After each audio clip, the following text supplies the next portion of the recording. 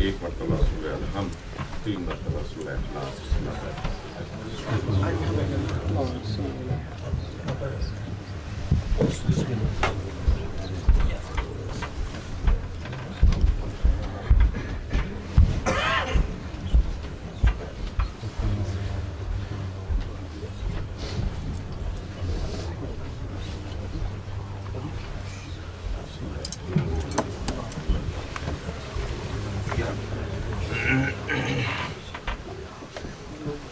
أعوذ بالله من الشيطان الرجيم. بسم الله الرحمن الرحيم. الحمد لله رب العالمين. الصلاة والسلام على سيد الأنبياء والمرسلين وخاتم النبيين أبي القاسم محمد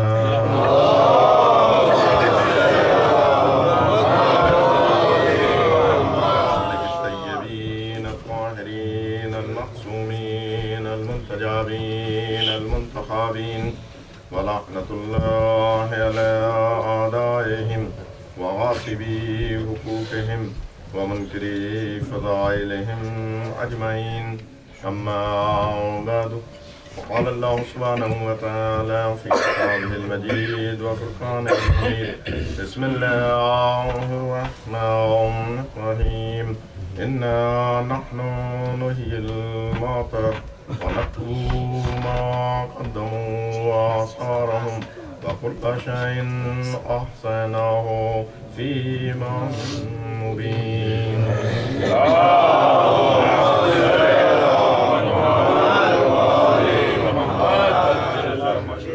इसकी जरूरत है, थोड़ी सी आवाज यहाँ भी होनी चाहिए ताकि जाकिर को पता चले कि मेरी आवाज पहुँच रही है। एक जरा बुलंद आवाज से दूर पड़े।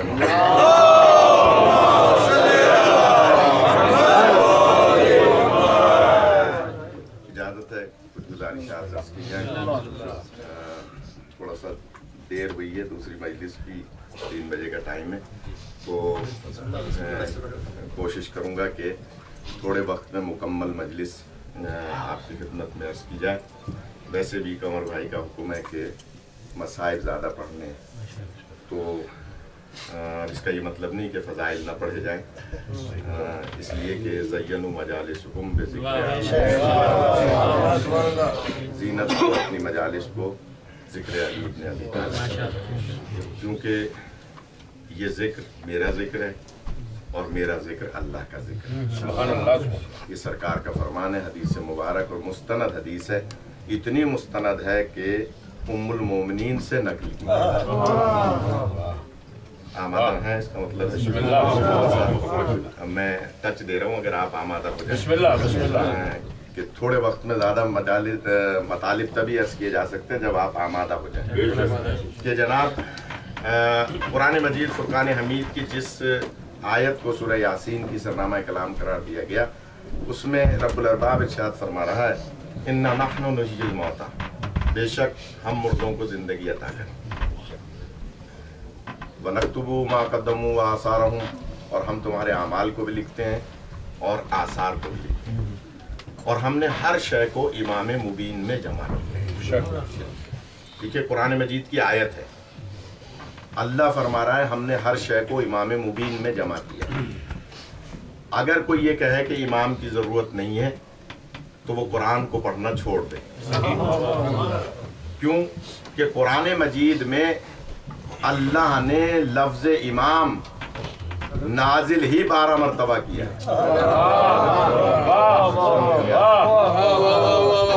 पैदल चलते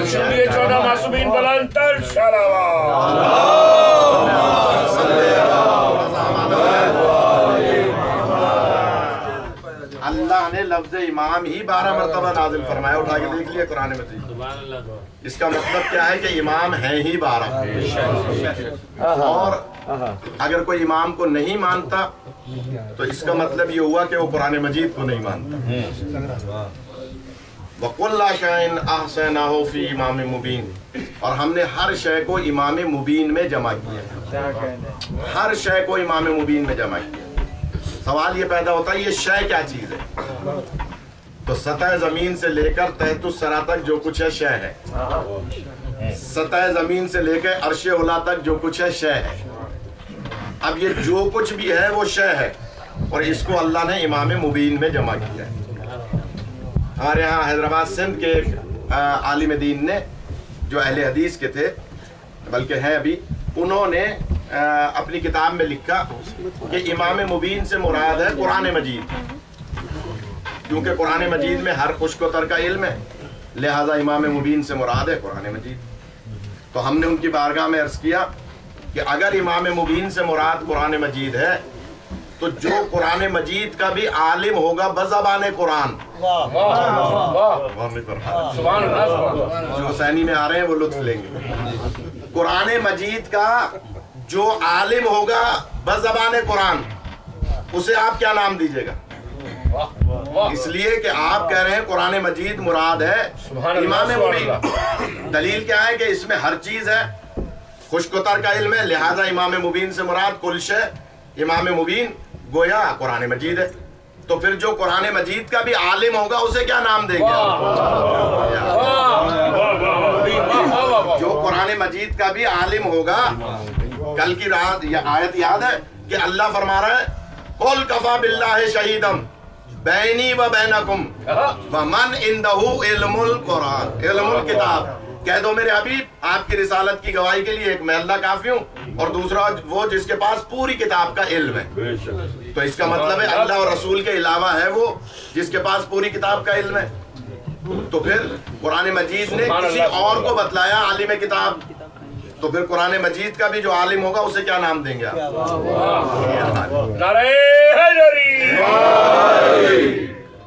एक गिरोह और पैदा हुआ, उन्होंने कहा जनाब इमाम मुबीन से मुराद है लौहे महफूज या खाली, क्योंकि लौहे महफूज पर सब कुछ लिखा हुआ है।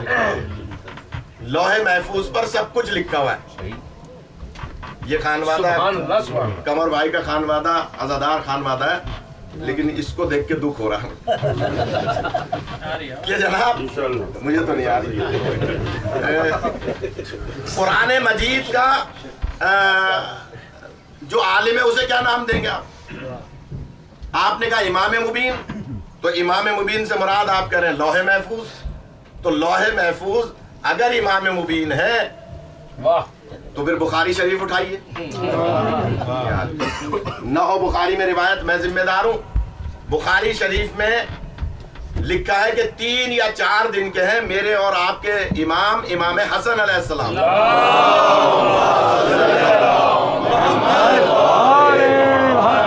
या 4 दिन के, और मादर गिरामी की गोद में तशरीफ फरमाए, माँ की गोद में बैठे, उम्मे ऐमन नामी कनीज आगे बढ़ी। ये रिवायत निकाली नहीं है बुखारी से, अभी भी मौजूद है कि बीबी उम्मे हानी, वो उम्मे हबीबा आगे बढ़ी और कहती हैं कि बीबी ये आपके लाल 3 दिन के हैं और मुसलसल आसमान की तरफ देख रहे हैं, क्या देख रहे हैं? बीबी फरमाती हैं कि ये मेरा लाल मेरी गोद में बैठ के लौहे महफूज का मुताला कर रहा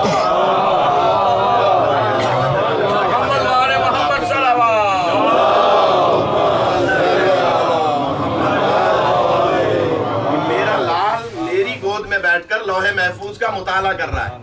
आपने कहा कुरान मजीद, तो हमने बताया कि साहब उसके आलिम को क्या नाम देंगे आप? आपने कहा लौहे महफूज, तो हम सवाल कर रहे हैं बुखारी की रिवायत के मुताबिक कि जो इमाम 3 दिन का लौहे महफूज का आलिम हो उसे क्या नाम देंगे आप? अगर इमाम मुबीन से मुराद लौहे महफूज है तो फिर लौहे महफूज के आलिम 3 दिन के माँ की गोद में मुताला कर रहे हैं, इसका मतलब है इन्हें क्या नाम देंगे? तो इमाम मुबीन वो कि जिसमें अल्लाह ने हर शय का एहसा किया हो, कभी किसी सवाल के जवाब में ला कहता हुआ नजर ना आए। अब मैं जुमला कह रहा हूं, जो वाकई कुर्बतन इल्लाह आए हैं उनका अंदाजा हो जाएगा कि जुमला मैं कह रहा हूं, गौर कीजिएगा। इमाम मुबीन से मुराद कुरान मजीद, हमने कहा उसका आलिम मौजूद है। आपने कहा इमाम मुबीन से मुराद लौहे महफूज, हमने कहा उसका आलिम मौजूद है।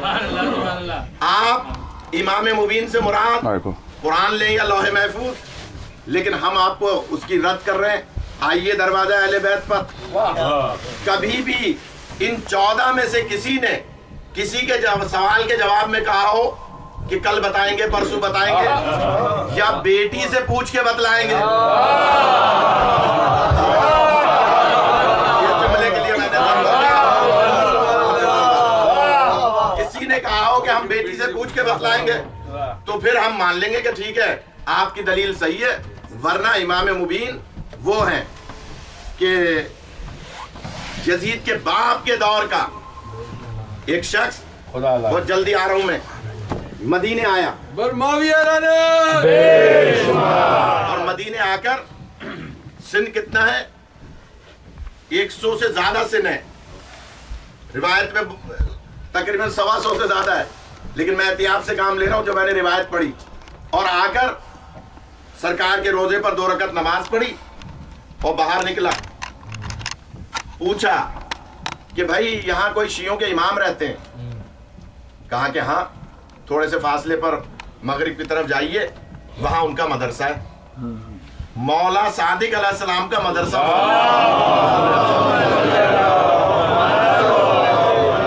जल्दी जल्दी खुदा सलामत रखे, इमाम का मदरसा मौजूद है। इसने कहा अच्छा, पीर सिंह मुफ्ती शाम का मुफ्ती है, फतवा चलता है। और आया, आकर मदरसे के अंदर दाखिल हुआ और मदरसे में आकर देखा कि मिंबर पे इमाम तशरीफ फरमाए।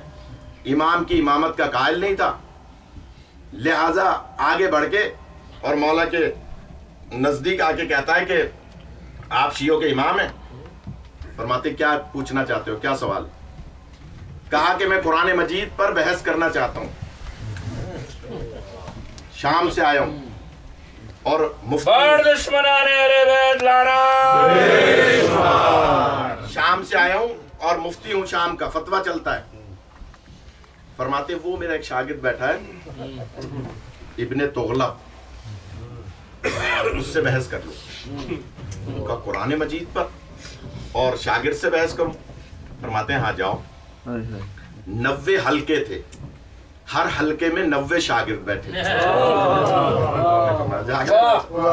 90 हलके थे और हर हलके में 90 शागिर्द बैठे थे। आए बैक वक्त और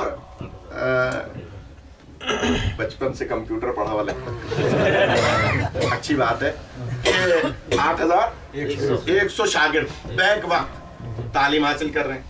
लिहाजा आगे बढ़ा, कहा भाई इब्ने तुगलक कौन है?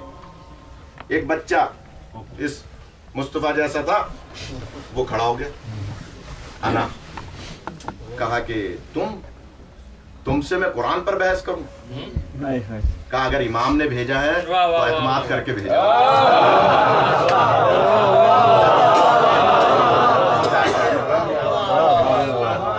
एतमाद करके भेजा होगा। इमाम जाफर सादिक अलैहिस्सलाम बलंतर सलावत।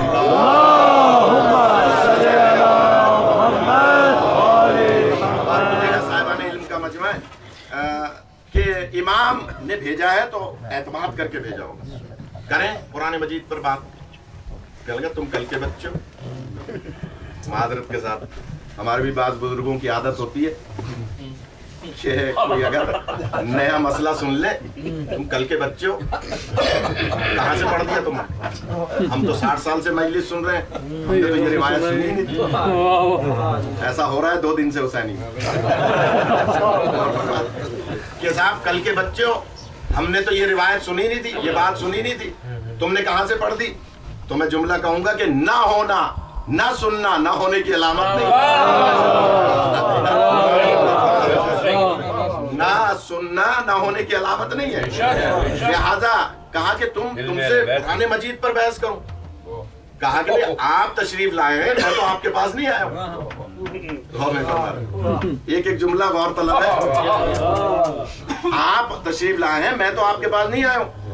तो आप फरमाइए कुरान मजीद से मुतालिक क्या पूछना चाहते हैं?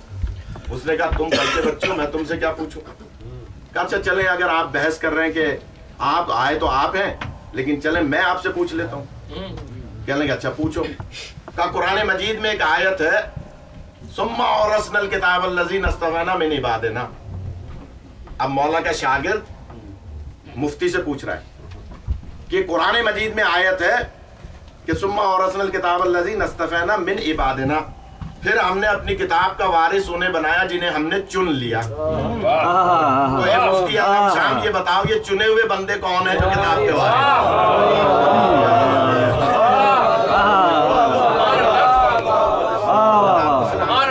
ये कौन है चुने हुए बंदे जो किताब के वारिस हैं? तो मुफ्ती भी क्योंकि बहरहाल मुफ्ती था, हाफिज था, कहा कि कुरान मजीद में है चुने हुए बंदों का जिक्र। का फरमाइए कहाँ है? का फला आयत नहीं है सूरह आल इमरान की कि अल्लाह फरमाता है कि इन्नल्लाह अस्तफ़ा आदम व नूहन व आला इब्राहीम व आला इमरान अलल आलमीन। तो मौला का छोटा सा शागिर्द कहता है कि सब बातें छोड़िए, ये बताइए आले इमरान कौन है?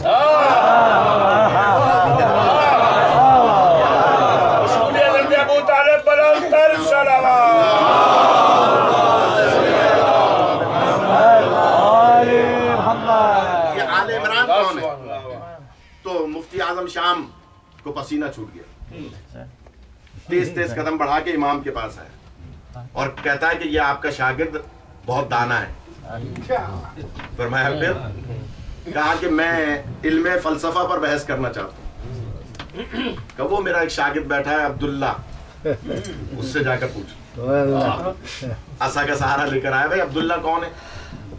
कहा ना का फलसफे पे बहस करनी है कि ये बताइए आपका मसलक क्या है?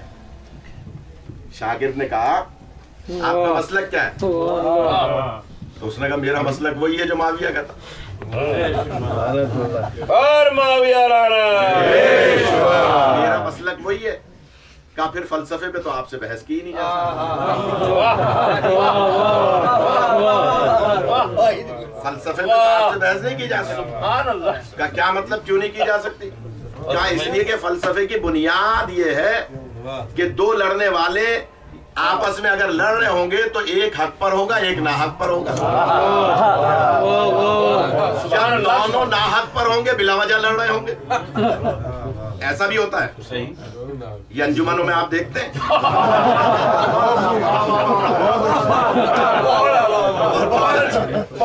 हम तो सुबह शाम देखते हैं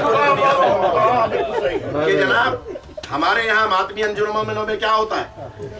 बिला वजह लड़ रहे होते हैं और बीच में मौलवी को इन्वॉल्व कर लेते हैं, बाद में खुद मिल जाते हैं। रोज का तजर्बा है।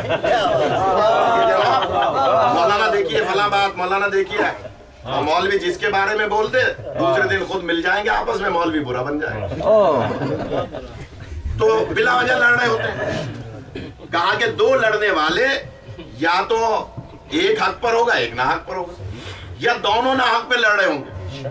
ये नहीं हो सकता कि दोनों लड़ भी रहे हों और हक पर भी हों। दोनों लड़ भी रहे हों और हक पर भी हों, ये नहीं हो सकता। अब तुम अली को भी हक पर मानते हो और वहां उसको भी हक पर मानते हो, तो तुम तो फलसफे की बुनियाद से ही वाकिफ नहीं। तुमसे क्या बहस? फिर आया पसीना निकालता हुआ और इमाम के पास आकर कहा कि मैं इल्मे कलाम पे बहस करना चाहता हूँ। कहा फला शागिर्द से बहस करूँ। फिर आया कहा मैं इल्मे हदीस पे बहस करना चाहता हूँ, फला शागिर्द से बहस करूँ। मैं छोड़ हूँ, कभी याद दिलाइएगा। तो ये सातों बातें 7 उलूम पर उसने बहस की है मौला के शागिर्दों से, 7 उलूम पर, और मौला के शागिर्दों ने उसे हर इल्म में शिकस्त दी है। सबसे आखिर में आया, क्योंकि मेरे मौजू की बात है इसलिए मैं बीच की बातें छोड़ रहा हूं, सबसे आखिर में आया और आकर कहता है कि या इमाम मैं आपसे बहस करना चाहता हूं। मौला फरमाते हैं कि तुम मेरे शागिर्दों को शिकस्त दे चुके। शागिर्दों को शिकस्त दे ली? कहा कि नहीं, शागिर्दों ने मुझे शिकस्त दी। कहा फिर? कहा नहीं, मैं इमामत के मौजू पे बहस करना चाहता हूँ। खुदा थोड़ा सा आमादा हो जाए। इमामत के मौजू पर बहस करना चाहता हूँ।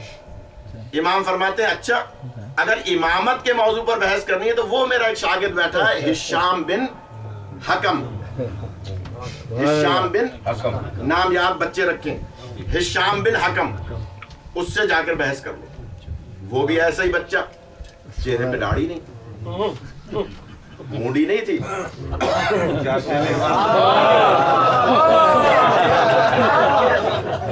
चेहरे पे दाढ़ी नहीं थी, उसने मूडी नहीं थी बच्चे ने, अभी दाढ़ी आई नहीं थी। आलिम ऑनलाइन में सवाल आया एक मर्तबा के साहब बताइए फिक़ह जाफरिया में दाढ़ी रखना क्या है। मैंने कहा भाई फिक़ह जाफरिया में दाढ़ी रखना वाजिब नहीं है। और कीजिएगा क्योंकि है नहीं ना, आपके आई नहीं है। कहा कि फिक़ह जाफरिया में लगा कि दाढ़ी रखना कैसा है। कहा कि मैंने कहा फिक़ह जाफरिया में दाढ़ी रखना वाजिब नहीं है।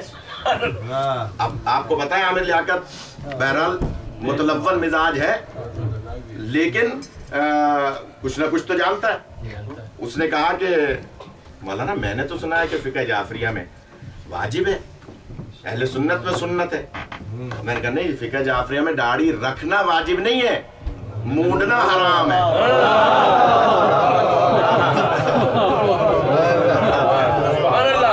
भाई रखेगा तो तब जब पहले मूडेगा, तो जब मूडना ही हराम है तो फिर रखना वाजिब क्या मतलब।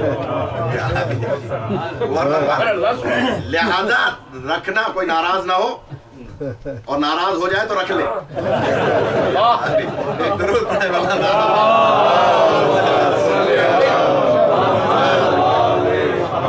जनाब फिक़ह जाफरिया में दाढ़ी रखना वाजिब नहीं है, मूडना हराम है, मूडना ही हराम है।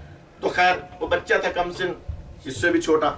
कहा कि इमामत जैसे मुश्किल मौजू पर और तुम्हारे इमाम ने तुम्हारे पास भेजा, तुम्हारा सिन तो अभी 11-12 साल का मालूम होता है। उसने कहा अगर इमाम ने भेजा है वही बात, तो इमाम ने एतमाद करके भेजा होगा। आप फरमाइए क्या मसला है। उसने कहा कि मसला क्या है, इतना अहम मसला है और तुम इतने कमसिन हो कि मैं तुमसे क्या बात करूं।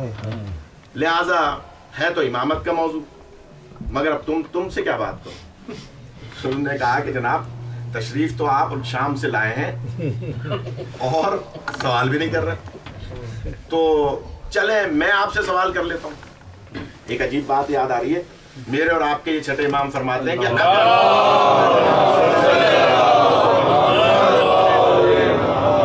अगर कभी मैं सादिक शियों को न मिलूं तो तुम हिशाम से मसला पूछ लेना, समझ लो मुझसे पूछ। यानी इतना एतमाद है इस बच्चे पर, अगर कभी मैं ना मिलूं तो इससे पूछ लेना, हिशाम से, समझ लो मुझसे पूछा है। आप अंदाजा लगाइए, डब्बू खेलने से मसला हल नहीं होगा। दरवाजा है सादिक पर आकर इल्म हासिल करना होगा। जब तक इल्म ये नौजवान हासिल नहीं करेंगे और मजलिस में भी खामोश बैठेंगे, जहन इधर उधर होगा, तो फिर इसका मतलब ये है कि फिर इल्म हासिल नहीं होगा। मोहम्मद वाले मोहम्मद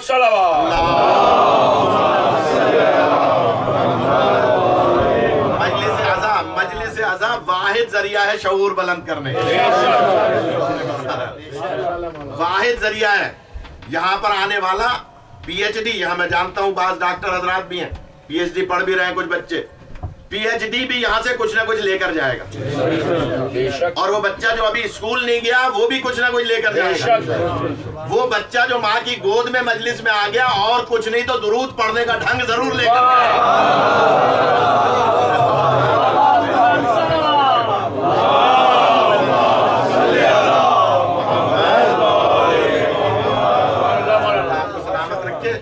मजलिस अज़ा शऊर बुलंद करने का जरिया है। बड़े बड़े मुल्लाओं को नहीं पता होता दुश्मनाने अहले बैत के छोटे छोटे मसाइल का, जो हमारे इन बच्चों को पता होता है बड़े बड़े मसाइल का। वो सिर्फ इस मजलिस का समर है। लिहाजा मजलिस में जब भी तशरीफ लाएं, एक तो बावजू होकर आए, मजलिस में मासूमीन तशरीफ लाते, लिहाजा बावजू होकर आए, बच्चों को जरूर मजलिस में लाएं। लिहाजा कहता है तुम इतने कमसिन और इमामत के मौजू पे मैं तुमसे बहस करूं। तो हिशाम कहता है कि देखो इमाम ने भेजा है तो चलें, अगर आप बुजुर्ग हैं, हमारे इमाम का फरमान है कि बुजुर्ग चाहे काफिर ही क्यों ना हो उसकी इज्जत करो। अल्लाह नहीं सुन रहे, बुजुर्ग हौसला अफजाई फरमाए। ये हिशाम कहता है कि हमारे इमाम का फरमान है कि बुजुर्ग चाहे काफिर ही क्यों ना हो उसका की इज्जत व तकरीम करो, उसके बुजुर्ग होने की वजह से। अगर सफेद रीश कोई फर्द घर में मौजूद हो तो 70 रहमत के फरिश्ते रोज घर में नाजिल होते हैं। और कीजिएगा, सफेद रीश अगर घर में कोई मौजूद है, बशर्ते कि वो सफेद रीश अपने पोते पोतियों नवासे नवासियों के साथ स्टार प्लस न देखता हूं।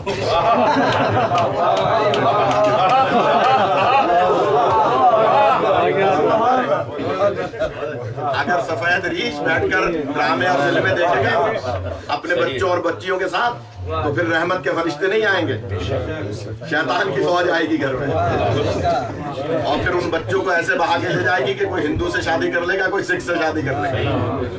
गौर कीजिएगा, लिहाजा सफेद रीछ घर में मौजूद हो तो 70 रहमत के फरिश्ते नाजिल होते हैं, मासूम फरमाते हैं।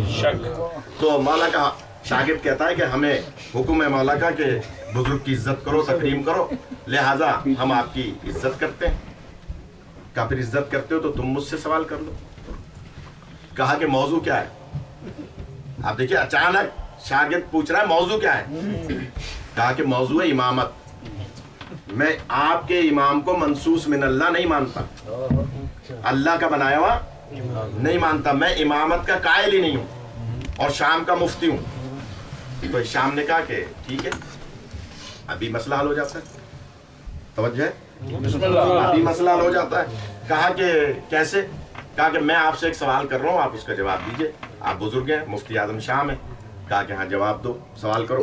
कहा कि मेरा सवाल यह है कि ये बताओ कि अल्लाह हमारी अक्लों से ज्यादा वाकिफ है या हम अपनी अक्ल से ज्यादा वाकिफ?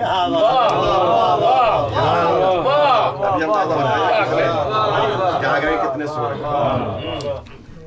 अल्लाह हमारी अक्लों से ज्यादा वाकिफ है या हम अपनी अक्ल से ज्यादा वाकिफ? उसने कहा कैसा सवाल किया तुमने, ये तो सवाल ही बस है। कहा सवाल जैसा भी हो, आपने कहा जवाब आपको देना है। आपने फरमाया ना जवाब दीजिए, मेरा कैसा भी सवाल है। कहा कि अच्छा ठीक है, जवाब तो यही है कि अल्लाह खाली की अक्ल है, अक्लों से ज्यादा वाकिफ है, इसलिए कि उसने अक्लों को पैदा किया। तो हिशाम कहता है कि अच्छा ये बताइए, अगर मेरी और आपकी अक्ल में इख्तलाफ हो जाए तो उसे दूर कौन करेगा? मेरी और आपकी अक्ल में इख्तलाफ हो जाए उसे दूर कौन करेगा? तो उसने कहा 1,24,000 पैगंबर। अल्लाह ने जो अंबिया को भेजा वो अक्लों के इख्तलाफी को तो दूर करने के लिए भेजा। कहा कि ठीक है, आखिरी नबी के बाद अगर अक्लों में इख्तलाफ हो जाए,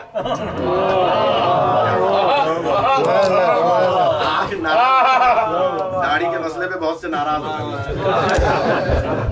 कि जनाब अक्लों में इख्तलाफ अगर नबी पाक के बाद हो तो उसे कौन दूर करेगा? तो मुफ्ती आजम शाम ने ज़ियाउल हक वाला जवाब दिया। जो पाकिस्तान से ताल्लुक रखते हैं वो तो क्या जवाब दिया ज़ियाउल हक वाला? किताब और सुन्नत। किताब और सुन्नत के नाम पे हुकूमत की थी ना उसने कि साहब मैं किताब और सुन्नत का निजाम नाफिज करूंगा, और 10 साल तक कोई निजाम नाफिज नहीं हुआ, तालिबान का निजाम नाफिज हो गया। कहा कि किताब और सुन्नत, मुफ्ती आजम शाम ने क्या कहा? किताब और सुन्नत अक्लों के इख्तलाफ को दूर करेगी। शाम ने फौरन जवाब दिया किताब और सुन्नत अक्लों के इख्तलाफ को दूर करेगी। कहा कि हाँ, किताब और सुन्नत अक्लों के इख्तलाफ को दूर करेगी। शाम कहता है फिर बताइए कौन दूर करेगा? कहा किताब और सुन्नत।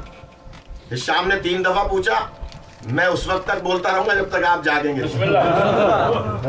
क्या फरमाया शाम ने? ये जरा दोबारा फरमाए। मुफ्ती आजम शाम ने कहा किताब और सुन्नत। जैसे 3 दफा शाम ने पूछा कि किताब और सुन्नत अक्लों के इख्तिलाफ को दूर कर सकती है, तो हिशाम कहता है ए मुफ्ती आजम शाम, अगर किताब और सुन्नत अक्लों के इख्तिलाफ को दूर कर सकती थी तो आप शाम से मदीने क्या लेने आए?